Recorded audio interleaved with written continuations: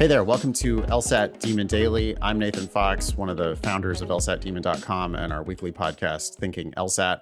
With me today is Erik Johansson. He's a teacher with us at LSAT Demon. Erik, we've got an email here from Julia.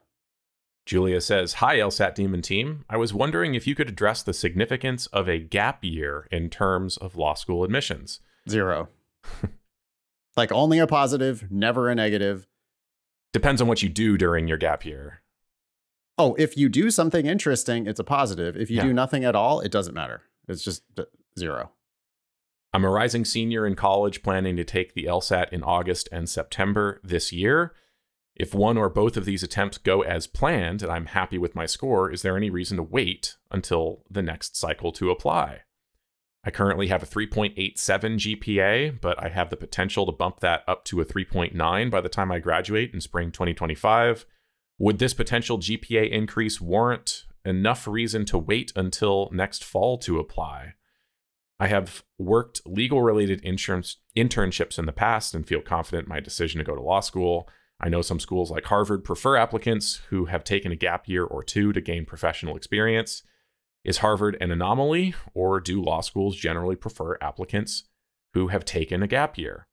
To put it simply, I'm trying to discern whether a gap year is worth it for me or not. Thanks for all the advice. Love listening to the podcast and hope to hear your insights on this topic. Sincerely, Julia. Harvard's 50th percentile GPA is 3.93, Julia. Their 25th percentile GPA is 3.84. If you apply with your 3.87, you're below their 50th percentile. If you apply with your 3.9, you're still below their 50th percentile.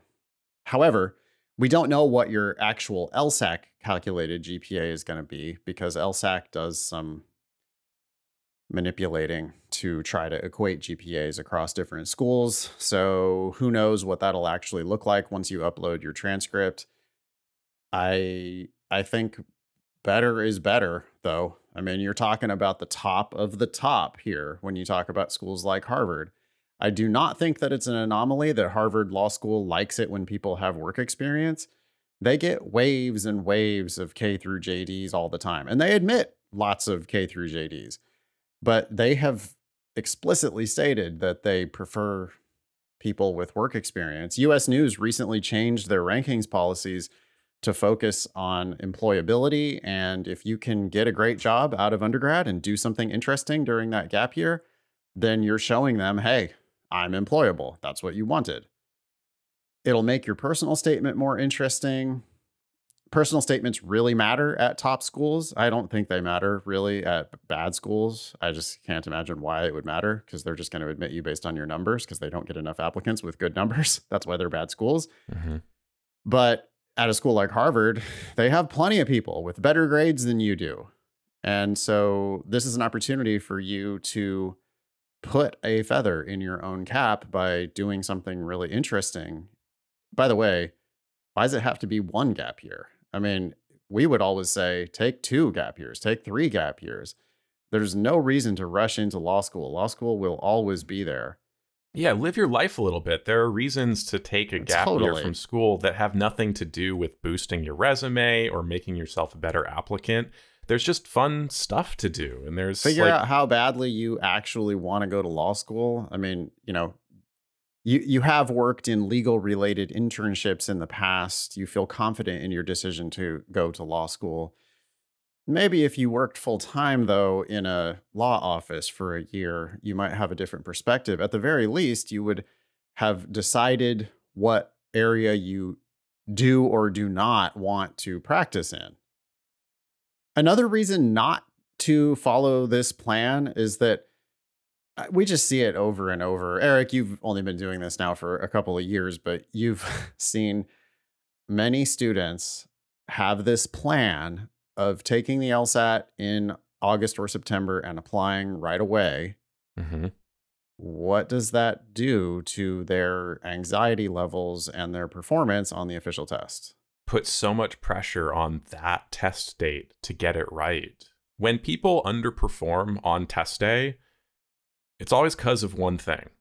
It's because they did something differently, or their mindset was other than it is on their practice tests. And usually that means you're more worried than usual about the time, or you're more worried than usual about your score. And you're thinking more about your score and how important it is to get the score that you want on official test day. And that's a bigger problem if you've put all the pressure on 1 or 2 test dates and you aren't thinking of it as, hey, this is just my next practice test, and a couple months from now there will be another one that I call an official test, but it's just another practice test. So yeah, I know it would be nice to go into official test day and have it be like the one time that you take it and that your plan works out great, but it's just so much less stressful. It's like, it's really liberating if you decide, hey, it doesn't have to be this time. And I don't think are there any current LSAT Demon teachers that took the test once? Maybe you did.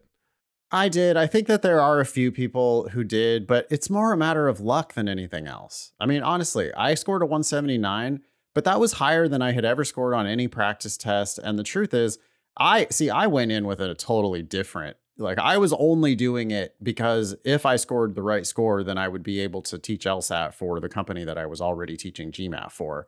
And it wasn't like I cared. It wasn't my future. I had no intention of ever going to law school when I took the LSAT the first time. So, I mean, it was solely just like, can I get into this additional field of test prep? So I had no pressure. Also, I have never had any pressure on any standardized test ever, because I don't know, have a big ego and think I'm good at standardized tests. So I like it, you know, but I'm a freak that way. And most people aren't like that. Most students are, it's high pressure. You realize that, oh my God, this is the beginning of my legal career. This is going to, do I have a chance at Harvard? Oh boy, my grades are below Harvard's median, and Harvard's median LSAT is 174. So I really need to do really well on this test.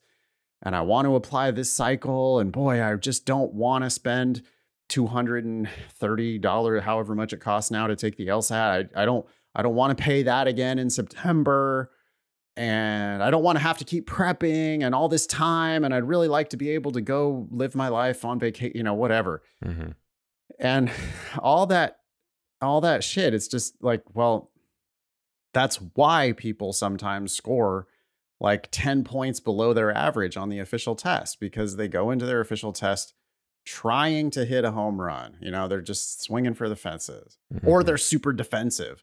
And either one of those is going to work out poorly. You got to just be able to play your game, and hey, it's just another practice test.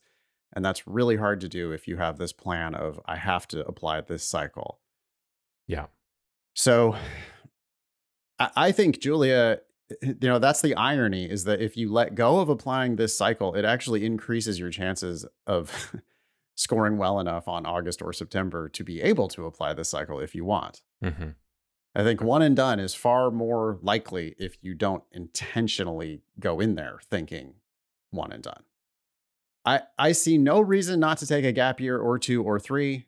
I have never seen a reason for anybody not to take a gap year or 2 or 3, except for international students who will lose their status here if they aren't in school.